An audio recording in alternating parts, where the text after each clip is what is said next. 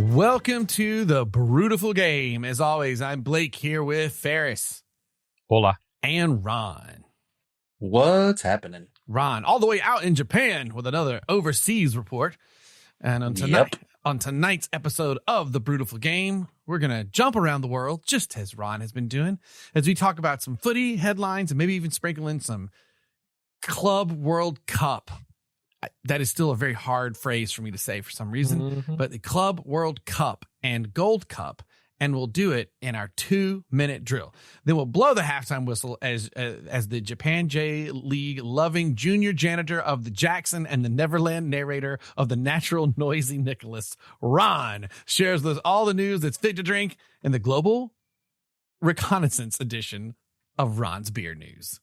That was a good one, Ferris. I like that. Well done, Ferris. Well done.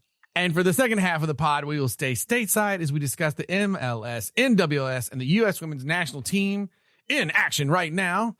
All in this edition of the America LeagueA's Roundup. But first, our beer. Gents, I can throw my beer out real quick if you're ready for this. If you're ready for this. Go on, man. Have we done Trogs yet? I feel like if we had done Trogs Brewery, it would have been for maybe their Mad Ev Christmas because they're famous for that. Yeah, that might have been it. Okay, so it's been quite a while. So Trogs is up in Pennsylvania.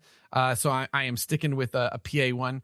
And this is one of those stories, you know, these guys were friends from like, you know, or brothers, I should say, Chris and John Trogner, and like 92, and one of them left to go to college, and the other one went to Philly, went to Colorado. Then they're like brewing homebrew style, which I'm just gonna send you this link to their story because you guys need to see like the second picture of that. Like 90s homebrew is not yet a main thing, and so it is just a jury rigged system that looks amazing on there from the 1992 pick. And then they took all this training and opened a microbrewery like pretty early. Like it says they returned to the native central Pennsylvania to launch Trogs Brewery in 1996. So this is like some Samuel Adams territory as far as like timeline for craft beer that came out and stuck around for like quite some time.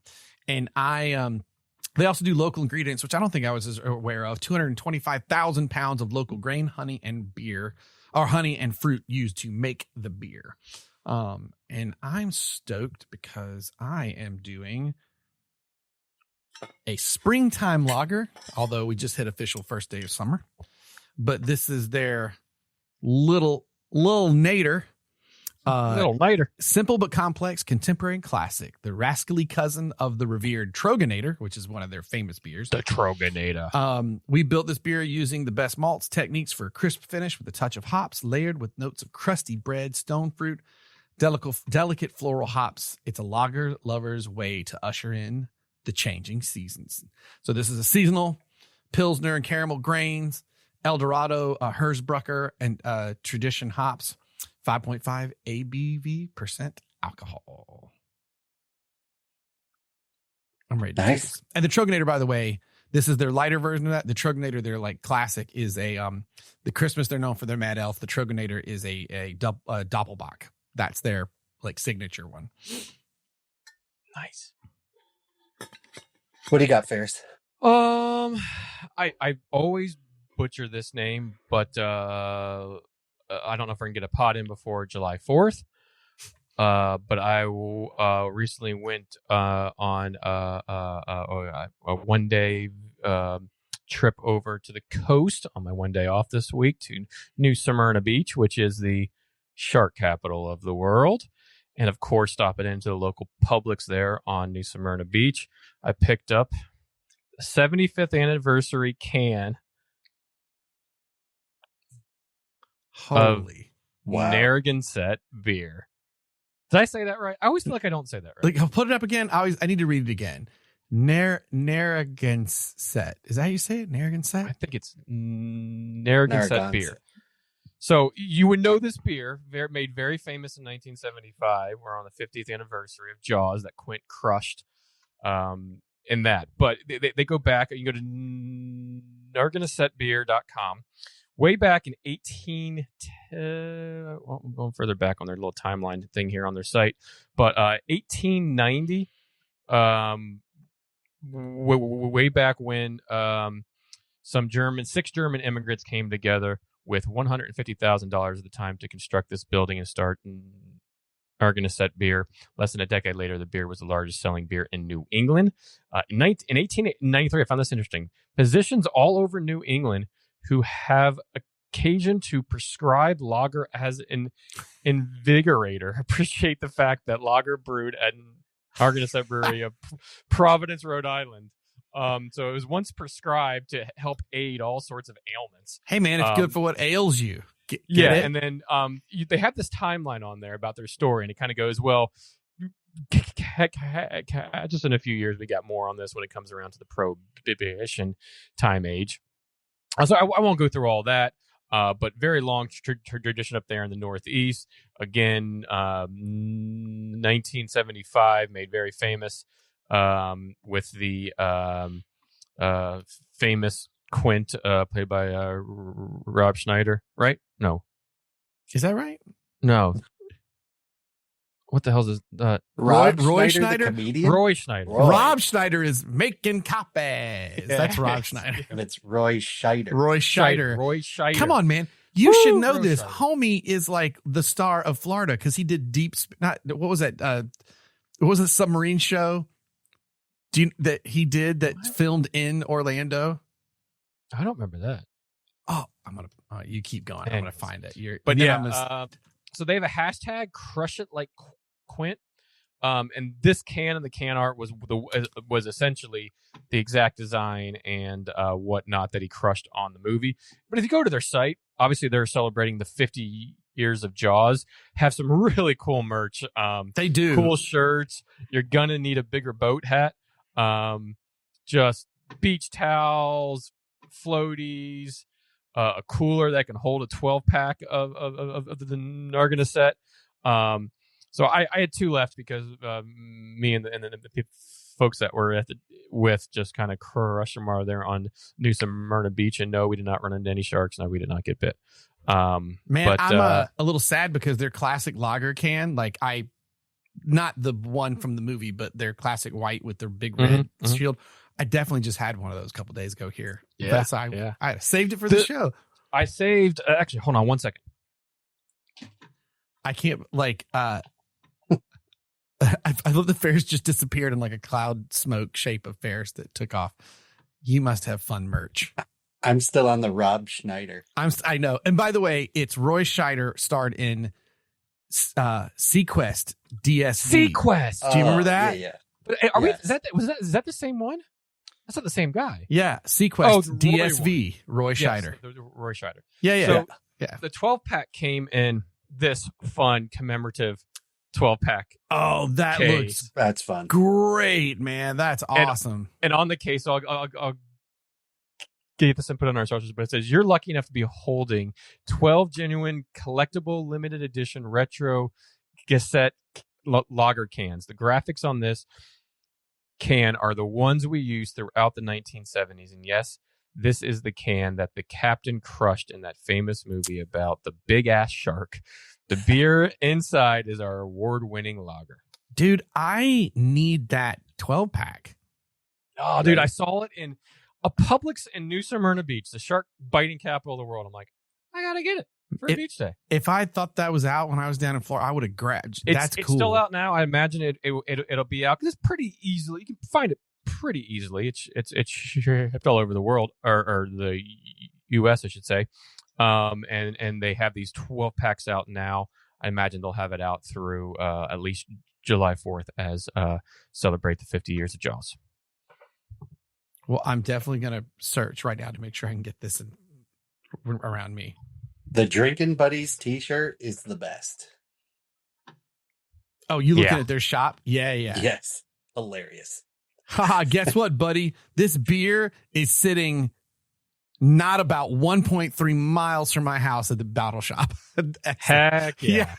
Just like, heck yes. Fantastic news.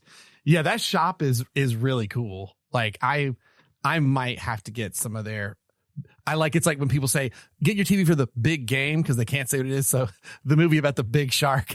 That's great. Yep. Right. The big ass shark. Yep. Oh, that is so cool. Good find, dude. Crush it like Quint. So good. That's brilliant. My beer is a tribute to the summer from a local brewery. I can see the local brewery from my hotel room here in Osaka. The name of the brewery is Hiba Hitawa, and that, I guess, roughly translates to everyday beer. And this is a kind of a homebrew gone legit, if you will. This group of friends was giving away homebrew beer out of their little storage unit next to their house where they brewed. And after the demand got so high, they figured, hey, we're going to give this a legit shot. So now they own a 2-floor brew pub, or I guess it's really a tasting room, right near Fukushima Station, which is in Osaka. Fukushima is like the food capital of the city. So there's this kind of long, big boulevard, and there's just all the types of food you could ever want is there. And so they opened up a brewery right along that strip. So I had a couple of their beers the other day and figured we'd throw one on. I have their first batch Saison. Oh, that's awesome looking bottle. Nice. I love a good saison. What size bottle is that? So it's like bigger than a 12, but not. It's a 330 milliliter. All right, do the conversions at home, kids. Yeah. 22.4 ounces. I have no clue if that's right. I just threw out a number.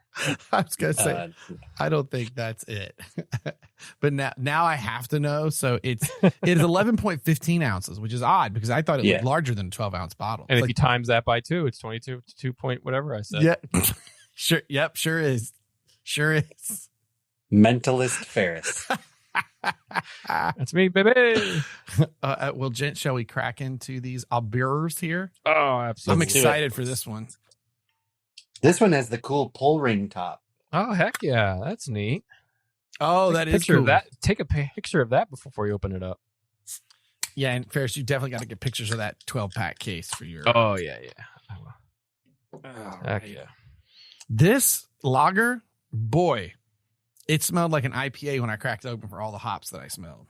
In a live update in the 20th minute, the USA national women's team is up 1-0 over Ireland. An Avery Patterson goal. Oh man! So this beer is it is off of their Doppelbock, like the lighter cousin to it. Check out this like amber gold, man. This is, I don't know how well you can see that. That sucker is beautiful looking. Oh heck yeah! Just off smell alone, I might have found a new top, or to add to my top lagers, especially for locally brewed. This smells awesome. You have quite the head retention there, Ron. I do. It's Saisons, they're a bit carbonated. Yeah, exactly. All right, gents. Cheers. Cheers. Kampai. Cilantro. Ooh. Oh. That there is all right, y'all. That's a tasty damn beer. The little nader from Trogs for the win. That was flipping tasty. So the translation of the description of this beer calls this a light drinking morning experience, a welcome beer, or a good morning beer that you can gulp down when you wake up. Rich fruit aroma from Saison yeast with the citrus of Cascade and the spiciness of Kengold yeast. Go ahead. Dry and crisp. Enjoy the pleasant aftertaste that disappears quickly and the aroma derived from the yeast. You need to get them to sponsor us. I'm just saying a beer you wake up with in the morning sounds like a Premier League beer if I've ever heard one. Yeah. And because as I record, it's 10:30 in the morning. Fair enough. Starting my day off just right. Real nice, Clark. That's a quality item. Well, since Ron is actually overseas and will eventually have to get to some form of work that he has to do, I suppose we're going to do our best to actually stay on time and crank why not? through this bad boy today. That's the plan. Tell you what, this is just a classic lager. Sorry, I was trying to take some photos, but damn good lager. So let's carry on. Here we go. I concur, my friend. Well, gentlemen, as we move on over, we're going to get to the footy headline. Well, I'm not getting ahead of myself because we're not at the club. We're not at the Club World Cup. I don't know why that's so hard to say. So I'll shut up. I was going to say something about that there. So we're going to roll it over first and talk about some footy headlines. And when kicking us off is our friend, Ferris. Is this officially our 2-minute drill? Even though, okay, so we're kind of starting our 2-minute drill earlier than we normally would. We kind of introduced it. I don't know, last season maybe, the season before that. No. Sometimes it's just good to hit around, do a little headlines, it's fine. Around, talk little games, have a little fun. I'm flexible. Let's do it. Soccer's been weird kind of lately, anyway.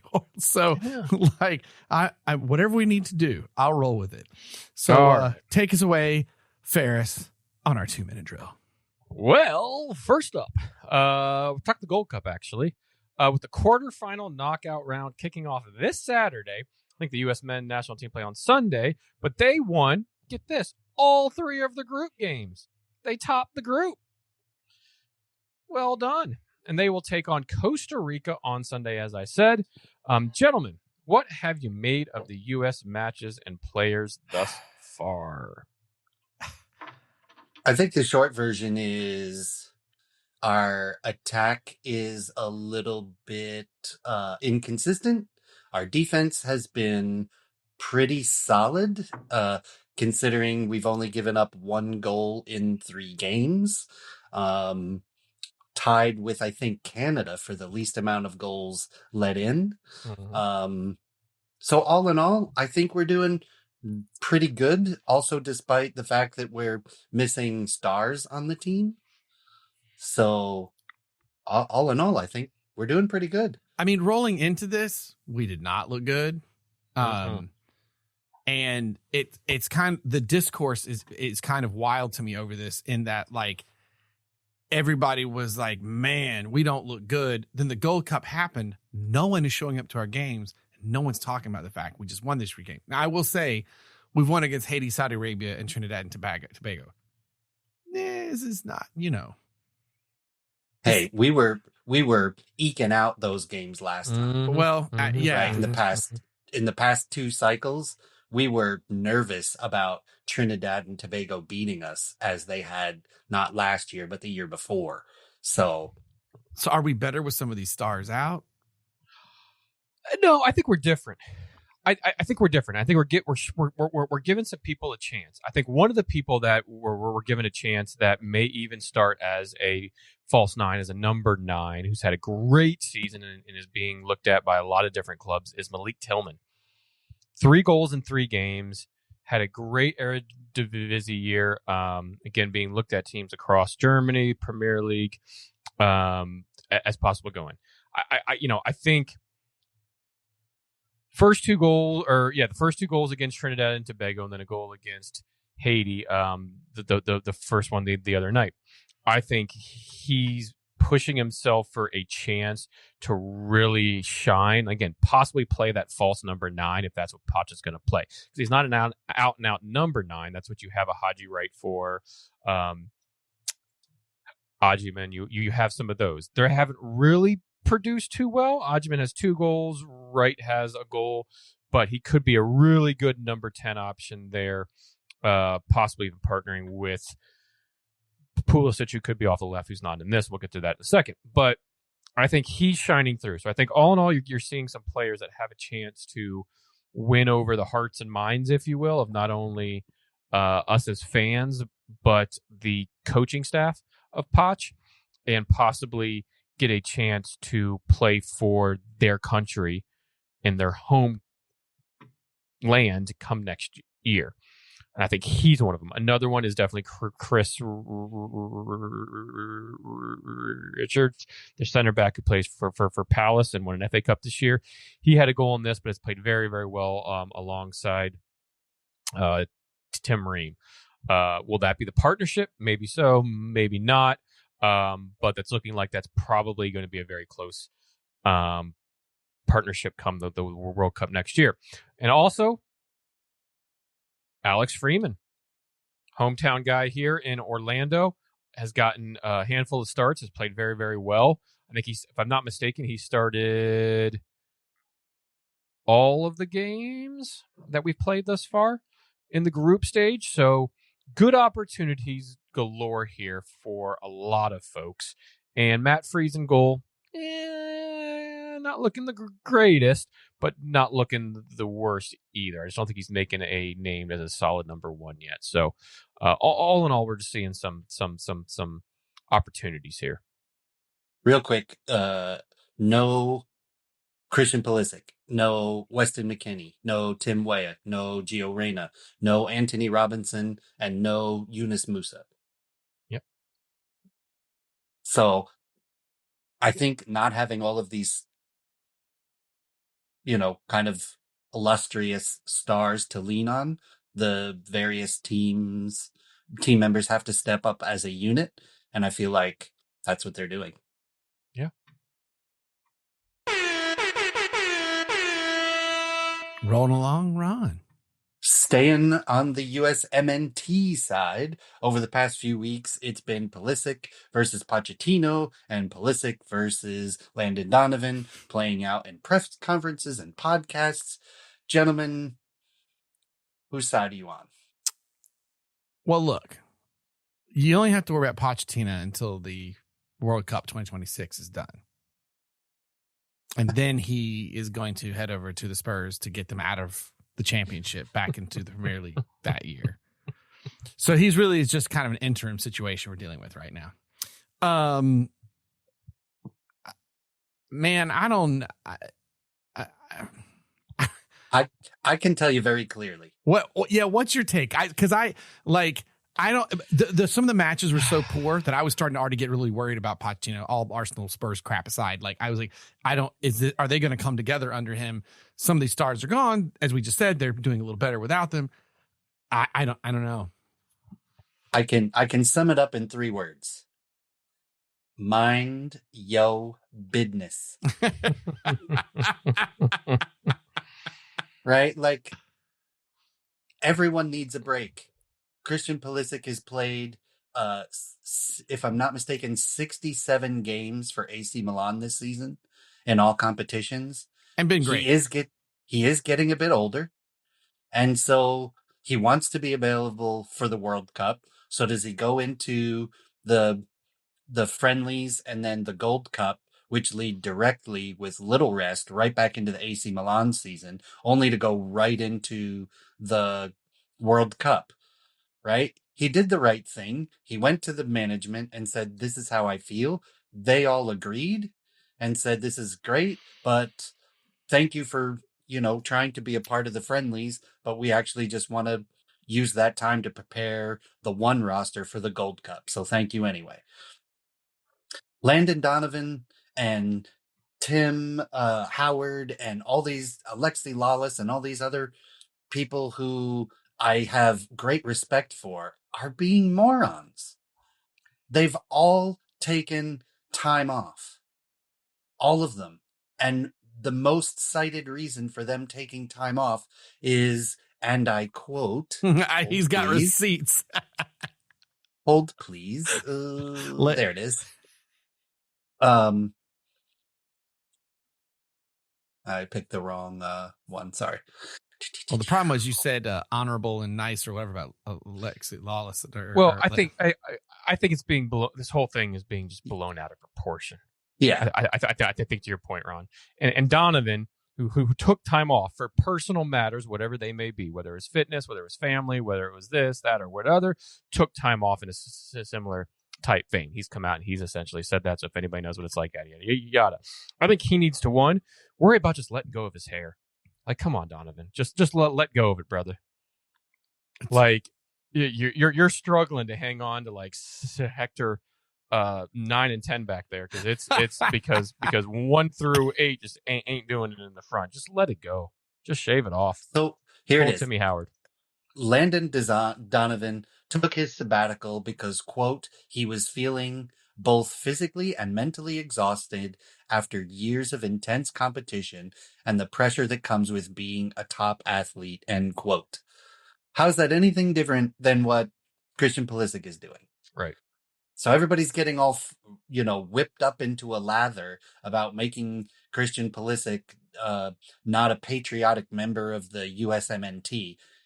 The dude's just tired. Leave him alone. Move on. This is yesterday's news. There's no reason to keep beating it. It's a dead horse. Have a nice day. And don't we want him fit for the World Cup? That's in a year's good time? say. I mean, obviously, a lot can happen between now and then, right? And Pulisic said, "Hey, I'll play the 2 friendly matches, but not the Gold Cup." Essentially, Poch came out and said, "Hey, listen, I understand that, I get it. However, that's not how we're going to do it. I need teams to help prepare for the Gold Cup. So I'm not going to call you in if you want to just play these 2 cups. That's a coach's decision. That's perfectly fine, right?" Yep. Pulisic asked, coach said no, move on, right? Yep. And be on. So it's all being blown way out of proportion. If you do get a chance and you want to hear Pulisic kind of talk on this, CBS Sports, they have a good separate podcast with Jimmy Conrad and Charlie Davies and Tony Miola. It was a few weeks back, but if you get a chance, it's the Call It What You Want podcast. He kind of talks through some of that stuff, but go over there and listen to that if you want to kind of hear more from the man himself, Christian Pulisic.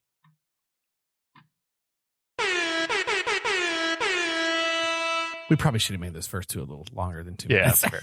Because to be fair, there was a lot to say.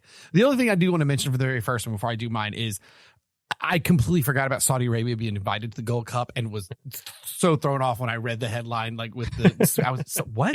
Yeah. That they were invited as a guest nation for this go round. All right. Now for the rest of the Gold Cup knockout stage matches, we go to Mexico taking on Saudi Arabia. Speaking of, Panama playing Honduras, and on our side of the bracket, Canada taking on Guatemala.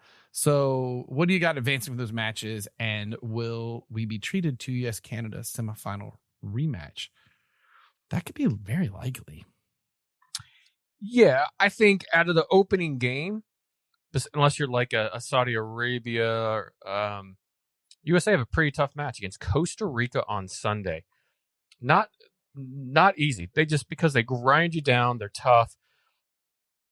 They don't allow a whole lot of space. They're just all over it. And they're pretty physical, right? Correct. Like we know that we're going to get beaten up. We're going to get a lot of shin kicking. We're going to get a lot of fouls that let you know that they're there. CONCACAF-ness. You're right. I do like the welcome to CONCACAF. Some of the red cards and stuff that have been flying around and everything else. Yeah. Yes. El Salvador down to 8 or 9 people. Yeah.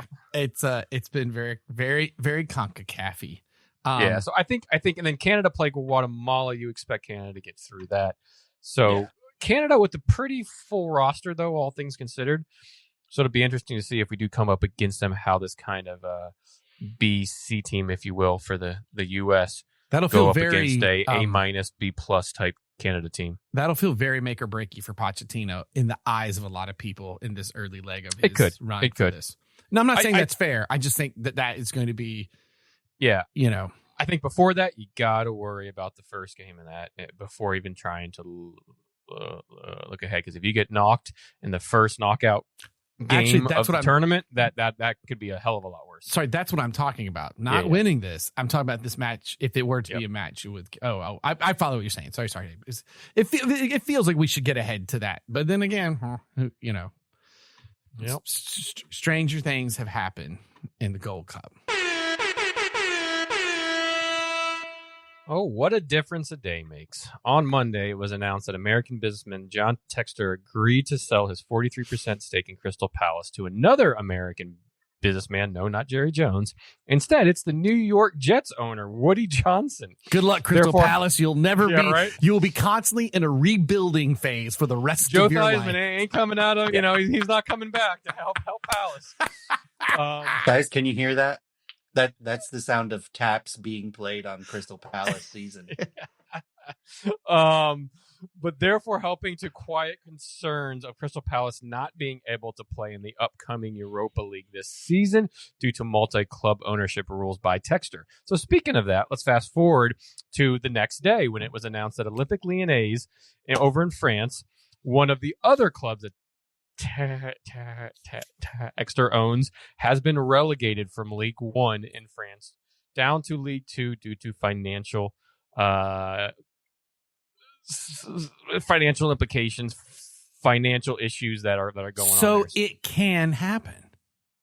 Yeah, it can. But this is France. This is McDonald's League. Listen, if you don't order a Big Mac or a Royale and cheese, you could get sent down. All right, if you're just going to order a sundae or one of those stupid apple pies, then you could get sent down. All right, let's be real about it here. So with the Premier League still having to ratify the sale, of course, and Lyon just almost immediately appealed, the question must be asked: what kind of week do you think John Textor is having so far? Damn, that's wild. Because I mean, that relegation. And to be honest, I do not have a ton of the information on the Lyon situation at the tip of my tongue to know where they're sitting at. But well, they qualified for the Europa League last year as they were in sixth place. You remember they got into that wild 7-6 game against Man United. So they were in sixth, and they are now going to be playing in League Two as it stands. But I just mean, like, I don't know what the I haven't kept up with them to know what the financial thing that busted on them so hard was. But I mean, obviously, well, on one, he's probably fine because he's going to make a bunch of money on his sell on one, and might be completely offset by whatever the devaluation of Lyon drops down to. Yeah, well, we'll see. The DNCG is the regulation group, the Direction Nationale du Contrôle de Gestion. The body responsible for overseeing that's good. the finances of French football clubs. So it was confirmed via the Ligue des Football Professionnels, which is the governing body, essentially the FA of France. So you can head over to the Athletic, and they have some very good articles about all of this on there and go into much more detail than we are on this pod going to do.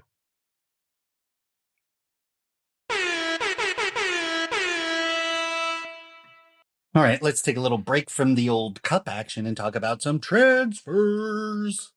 Because there's like 500,000 transfer windows this summer.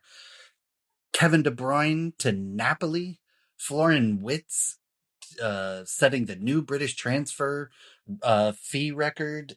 He's off to Liverpool. Job Bellingham. I read this in the airport. I saw the scroll and I was like, wait, he's going back? Not Jude, Job. He looks just like his brother in the kid. Yeah. It's wild. Yeah. Goes off to Dortmund and I don't know, 500 billion other transfers. So for your non-club, not your favorite transfer, gentlemen, not for your club in any of the leagues, what do you think it is? And I did say in there, sorry, Blake, because technically Arsenal haven't brought in anybody yet. Isn't there someone? No, no. We just announced some like Miles Lewis Skelly just signed like a big boy but contract. no official new players. By the way, totally look at that video because his mom is his manager, and the video they did with him signing is super sweet with like his neighbors and stuff. It's like it's very like because he's been there since he was 8 years old or whatever. I don't know. It's very adorable. I'll tell you one that surprised me. Now, I did not pay a whole lot of attention to the ins and outs of players and how players did last season for the FX show. Welcome to Wrexham. But Paul Mullen, they get up to the championship and leaves on loan to Wigan Athletic. So doesn't even get to play in the championship, can continue playing down there in the leagues. From what I read, this isn't a huge surprise because last season he didn't quite play as much or as prominent as he has been in the first 2 seasons of the show, or the last 2 seasons in League 2. And he's been injury prone of late. And he's been injury prone. But that kind of just surprised me, not kind of being fully up on it all. But I will say I do like Joe Billingham going over to Dortmund. I think it's a good move for him. I think he can learn a lot and is on a pathway similar to his brother. I say similar. We'll see if he kind of gets anywhere up there to where they play. And they're only a few years apart. And the other one, KDB to Napoli. You have Scott McTominay and Kevin De Bruyne on the same team now. How freaking awesome is that? Oh, geez, yeah. I didn't even think about that. The one that worries me the most is Wirtz going to Liverpool.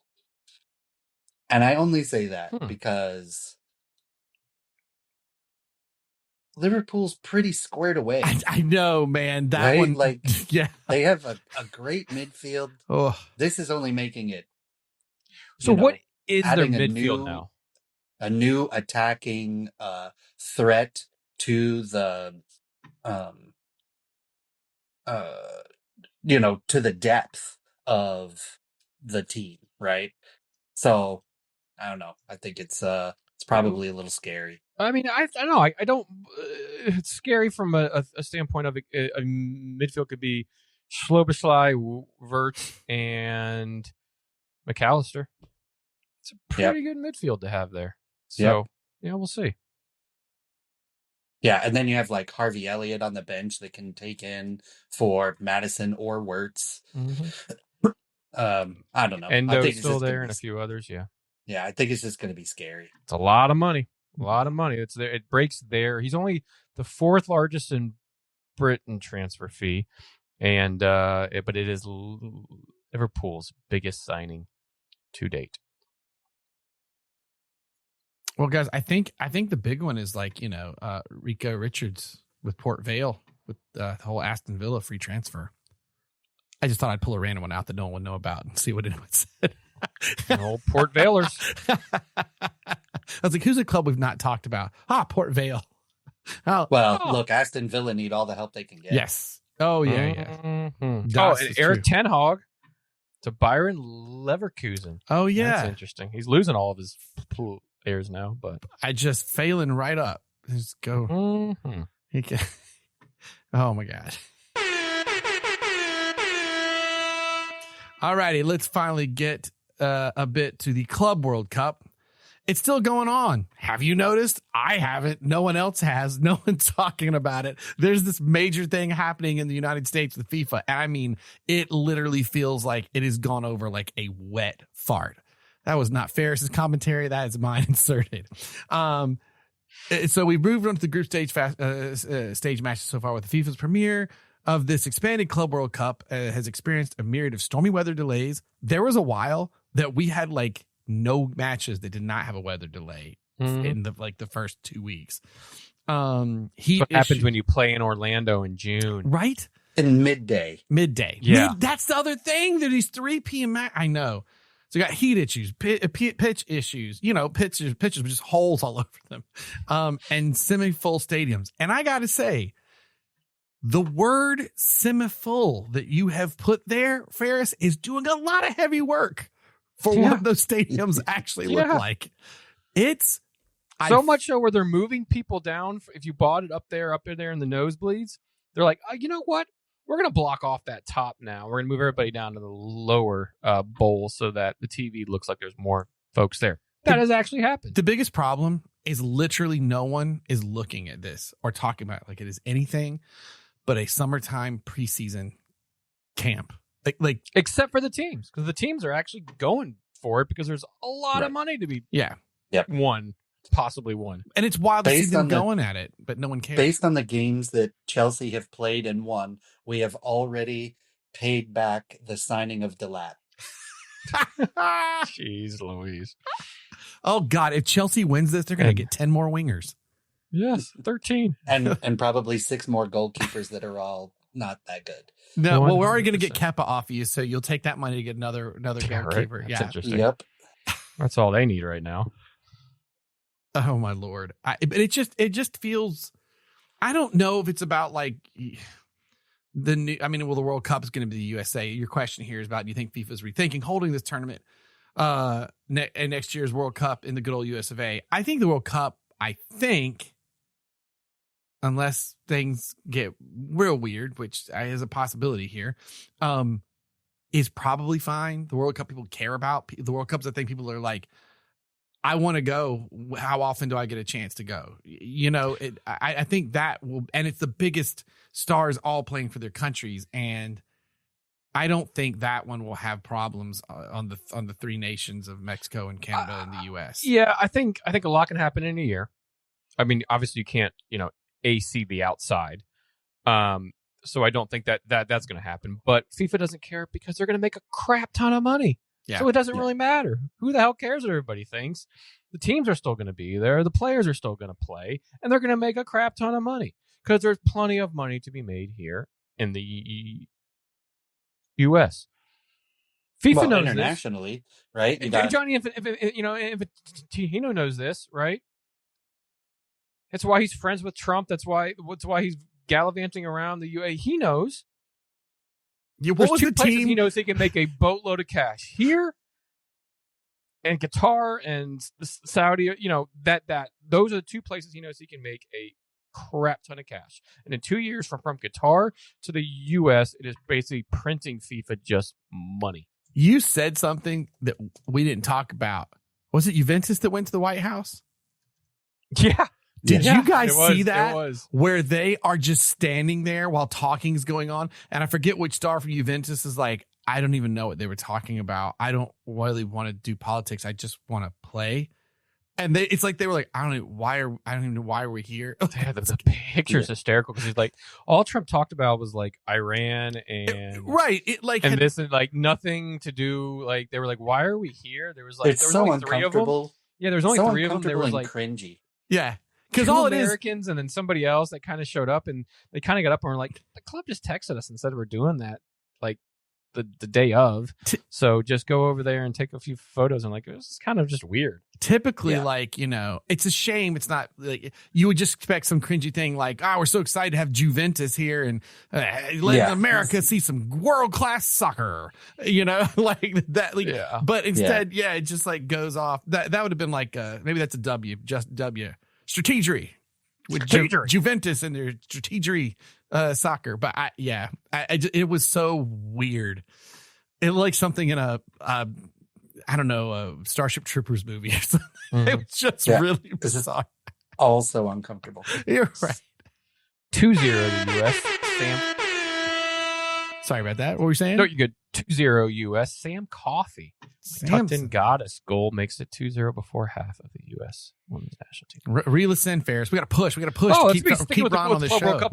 Unfortunately, some more negative press this past week. Real Madrid center back Antonio Rudiger claimed that he was racially abused by Pachuca's captain Gustavo Cabral during Madrid's 3-1 win over Pachuca in Charlotte on Sunday. FIFA has since announced that they have opened an official investigation, but all of this comes just days after FIFA itself scrapped their anti-racism, anti-discrimination messaging from the Club World Cup.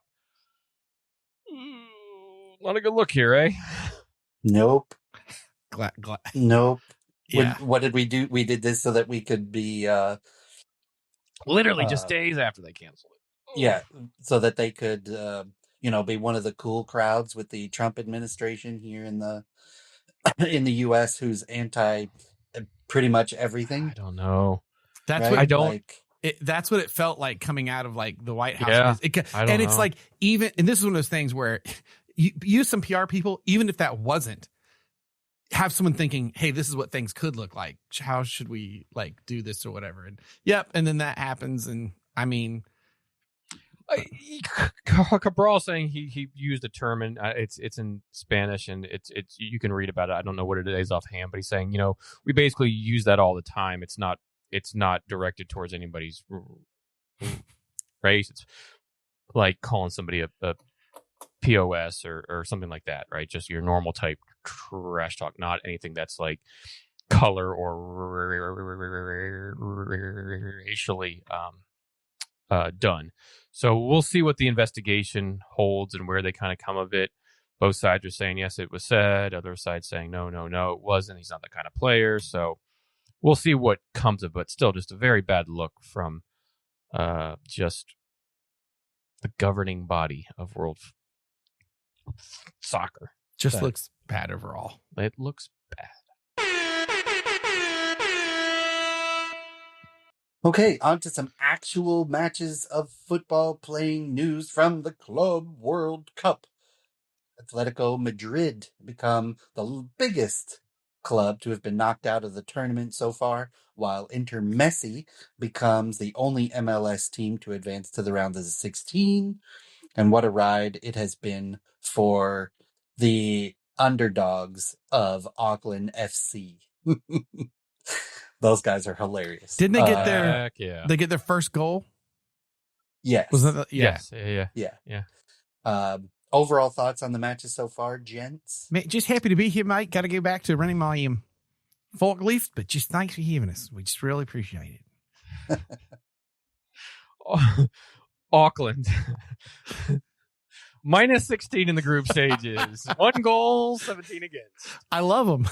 They're great. I mean, I'm like, hey, we bought a cherries kit when they no one was talking about it. We should get some Auckland. Heck We should get some Auckland Yeah. FC kits. I'm like, what? You want what? Where do you live? Benfica, Bayern got out of Group C. Bayern in second, actually.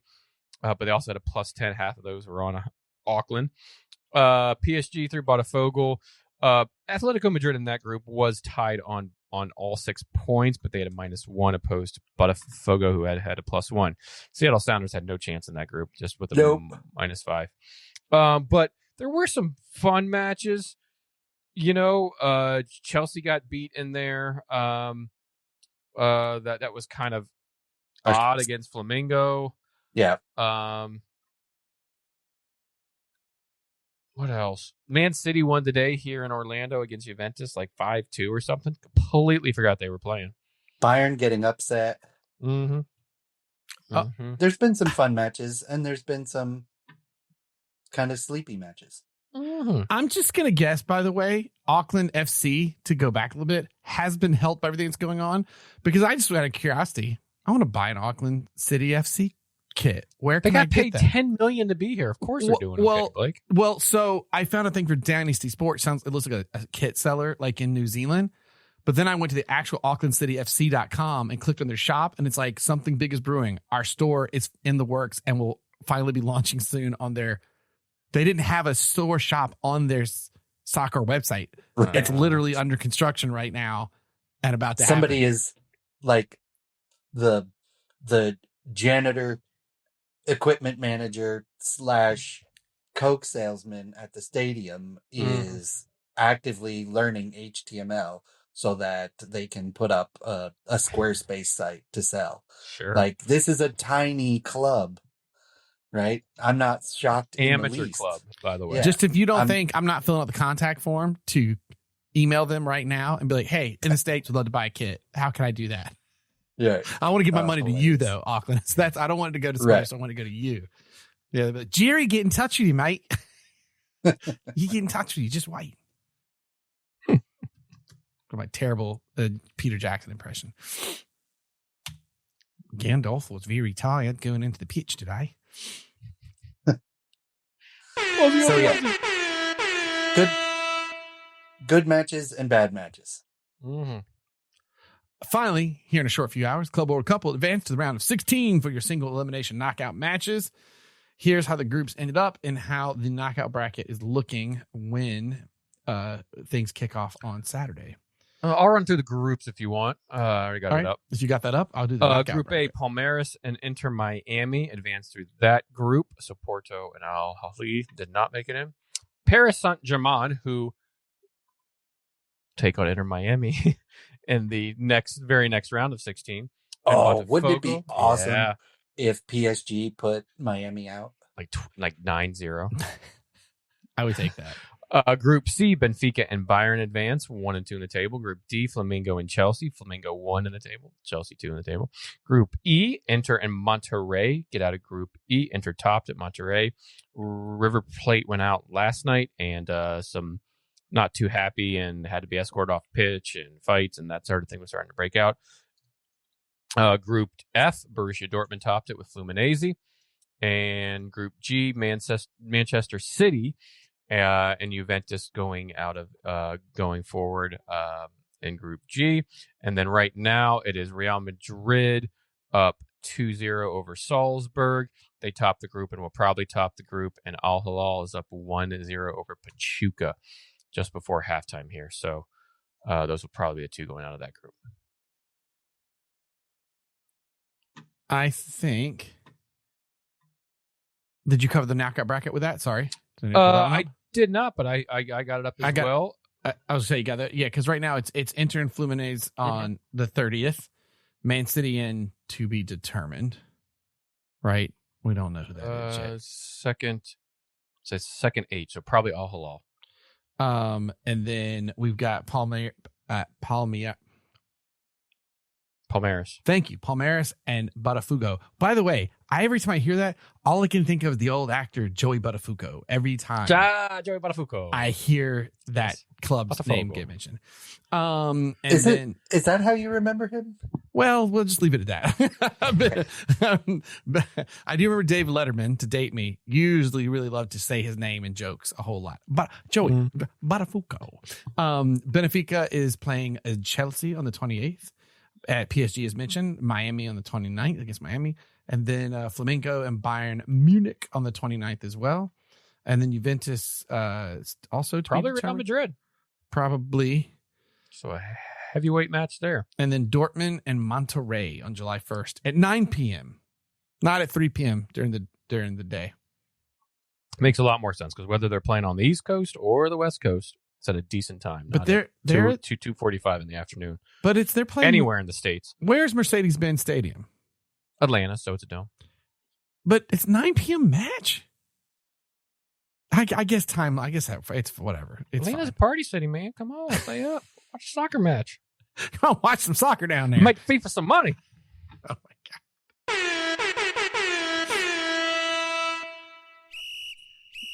All right, well, that brings us to the halftime whistle for all the news that's fit to drink with Ron's Beer News. Gentlemen, you know what's happening in 104 days? The Premier League? No, the Premier League will already be going on. Okay. 104 days, 21 hours, and 20 minutes as I sit here in Japan. The Great American Beer Festival. Of course. Something interesting and new to this year's Great American Beer Festival. Gentlemen, new beer styles being added to the guidelines. That means 7 new categories of competition. And this will be exciting for Ferris. 4 new styles of Mexican lager. Styles of Mexican lager? Yep. Like dark Mexican lager? Like wow. Light, pale, amber, and dark. I like it. This used to all be tucked neatly under the lager Mexican style, the lager category, but now Mexican style lager is getting its own. Another 2 Czech style amber lager and Czech style dark lagers are also being added, and a West Coast style Pilsner is also being added. I've seen some of those as of late. A few of the breweries in town are doing them. So those you'll be able to compete in specifically for this year under their own categories. Another special thing is they are a new style of hop is being permitted or officially permitted by the USDA, which is Vera hops. And You will be able to compete in a one-time special category for beers that will contain Vera hops in them at this year's Great American Beer Festival. Pretty interesting thing going on there. If you're into the hop category, that's worth a read, because if you're a science nerd about hops and germination and crossbreeding of types of plants, this is right up your alley. In other news, the launch of the world's first canned Trappist beers. That's cool. Interesting. Chimay decides to can some of their beers, which coincides with the 175th anniversary of the Scourmont Abbey, where the Chimay beer has been brewed since 1862. 3 beers that will now be available in 33 centiliter cans are the Doré, the Rouge, and the Triple.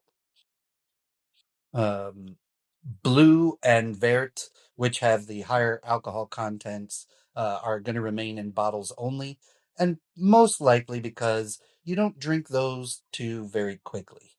You kind of sip and enjoy those, Yeah. whereas the Dory, the Rouge, and arguably the Triple, you can have that out by the pool or grilling out during the summer. These are the first canned beers of Trappist breweries worldwide. Canning accounts for over 2/3 of total beer consumption worldwide. So this is a good way to get Chimay back in the hands of beer drinkers. Also, there's a ton of benefits from cans. It's kind of, we all know, they offer better protection from light exposure, things like that, easier to transport, all that kind of stuff. So in general, this is a slick, smart move by Chimay to kind of help reinvigorate the brand and get some more beer and Trappist beer in the hands of the old summertime favorites. I love that. Not that this is Trappist beer. It's Yeah. Trappist style, just not officially Trappist, but like St. Bernardus, I'd love to get their wit in a can. Would be killer. Mm-hmm. So I hope Yep. that takes off.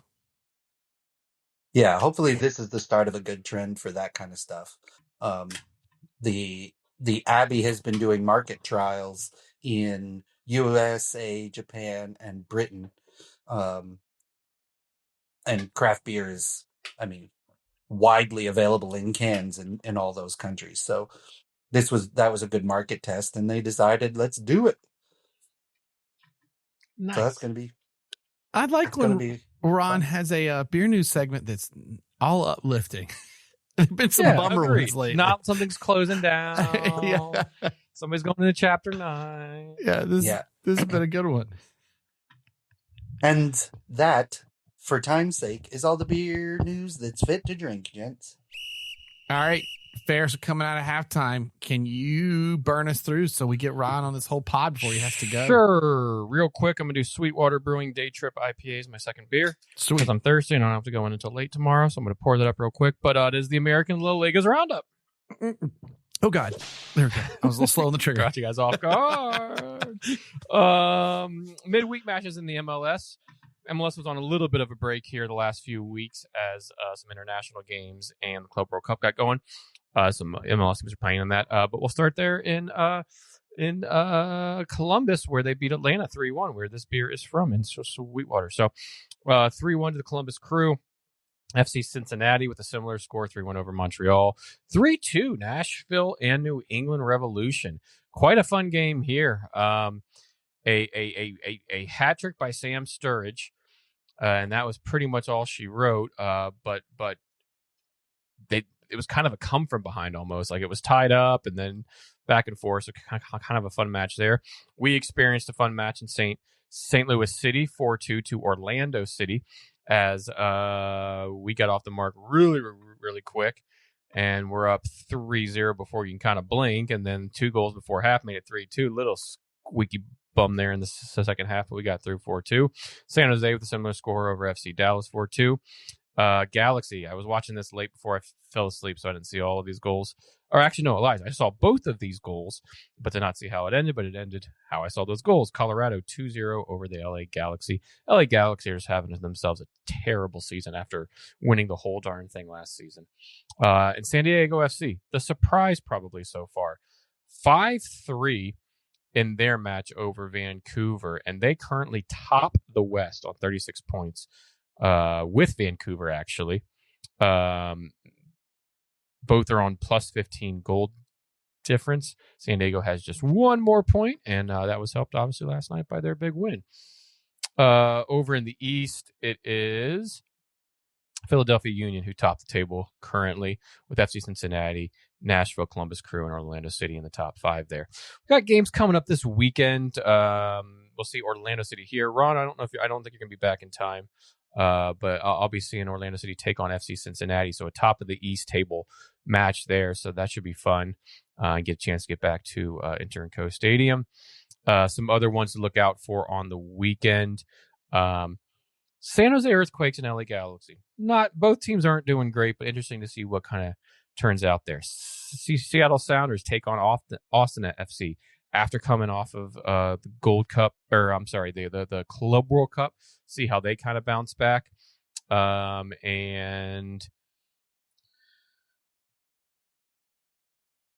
there was another match that I had kind of earmarked. New York Red Bulls and Minnesota United. That should be a fun East versus West type of match there, especially as the Red Bulls are sitting in 7th and Minnesota sitting in 8th in their respective tables. So MLS this Saturday and Sunday. If you haven't watched the Apple TV coverage of these games, not half bad. Not half bad at all. And you get it internationally. I watched the Orlando City St. Louis game in Japan while working. That's awesome. All right, NWSL. They've hit the halfway point with the league now going on about a month or so long hiatus for the Euros and AFCON and some other international games. Currently, it's 2-0 to the U.S. right now, as I said. But over in the NWSL table, halfway point after 13 games, Kansas City tops the table. They are 8 points at the current time ahead of our Orlando Pride, who sit in 2nd. San Diego Wave FC up there in 3rd. Washington Spirit in 4th. Portland Thorns in 5th. Seattle Reign in 6th. Racing Louisville in 7th. And Gotham down there in 8th. Pretty tight between 2nd and 8th, only split by 5 points. Kansas City's kind of pulling away. But they've lost 2 on the year, have drawn none. Teams that are really struggling are down there at the bottom of the table. Chicago Red Stars, Utah Royals, and the Dash. Just not clicking very well at all. But should be a interesting second half of the season, as you have some players going over to the Euros, some going to AFCON.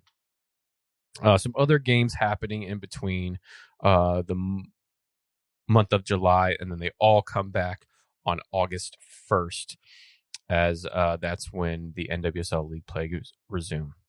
And lastly, as we've been kind of updating you here on the pod, the U.S. women are currently in the 50th minute against Ireland. They're playing out in Colorado. 2 goals up, first by Avery Patterson, second by Sam Coffey, so we'll see how that match ends. They do have another game coming up on Sunday against Ireland. It'll be at TQL Stadium in Cincinnati. And then they have a midweek match, basically a week from tonight. I think it's like next Wednesday or so. They'll take on the spying, sneaky women's team of Canada in our nation's capital, in Audi Field there in Washington, D.C. But it's interesting. If you get a chance, certainly watch it. But it's a very NWSL heavy roster. 3 goalies are Angelina Anderson, Claudia Dickey, and Mandy McGinn. In the back, you got Carrie Bello, who's getting her 2nd or 3rd cap, plays for our Orlando Pride. Jordan Bug, Naomi Girma, Illy Reel, who got her first cap today. Tara McCone, and then Avery Patterson Izzy Rodriguez, Emily Sams, here of the Pride, Emily Sonnet. That those are kind of your defenders. Moving up to midfield, Giselle Thompson, Crocs Bethune, Sam Coffey, Claire Hutton, Rose Lavelle back in the squad, back fit and playing for the U.S. I don't think she's playing right now, but I could be wrong.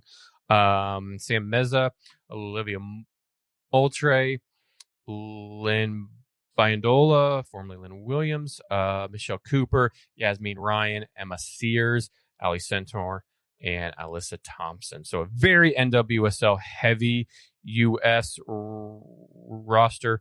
So getting some game time under some of these players' belts, and so far they're off to a good start. Again, the games are Sunday and I believe next Wednesday. And actually, I just got an alert here that they just scored their third goal, so we'll end on a positive. I'm waiting for it on my iPad to watch here. I'll tell you who scored, and then we'll end the pod. But yeah, if you get a chance, they are a fun team to watch. And with speak of the devil, you know who just scored that one, gents? Was it Rose Lavelle? Heck yeah. That's the Pod Noir star. Makes it Yes. 3-0 in the 53rd minute. So there we go. U.S. up 3-0, cruising Rose Lavelle goal. And that has been your American LeagueA's Roundup. Love it. All right. Well, Ron's trying to get out to work, so let's wrap this up. For my beer mention, I had the Little Nader Springtime Lager from Trogs. Fantastic. I had the Nargana Lager beer, famously shown there on Jaws. Happy 50th anniversary to the big ass shark. Then you have two? Oh, and then, yes, I'm drinking right now Sweetwater Brewing Company Day Trip IPA. Very smooth, just classic, easy drinking IPA. And I had a extremely local beer here to Osaka from Hibihitawa Brewing. It was their #1 Saison. Ferris, you got us as a hand quote? I do not, but let's have a quote about FIFA, and who other than Vladimir Putin saying it. Oh, Lord, here he comes. Whoa. The philosophy of FIFA is to expand world soccer space, to spread out the world football space. Huh? What? Okay. Thank you, Vladimir. Thanks, Vlad. Much appreciated. Well, it's always follow us on the website. Very Trump of him. It was. It's very like you said nothing. What? You said something, but nothing. Yeah. Follow us at thebrutifulgame.com. Give us a rating, review. Let us share the show. Tell folks about us. We appreciate it. And find us on the Blue Skies and all the jazz and especially Untapped, where we put up all the beers, especially Ron's trips in Japan. Last, or to end this up, Ron and I have been talking a lot about Wing Chun lately. He was a martial art he studied when he was working over in Beijing, and I found a place here to study, and we've been chatting a bunch about it lately. So I had class tonight, and I want to check Ron's what he thinks knowledge-wise from what he learned in China. So then my class, it's the instructor was saying that the most effective place to kick a man is on his knees. Personally, I think it's nuts. Thank you, and good night, ladies and gentlemen. Love the beer, cherish the game, the Brewtiful Game. Beautiful game.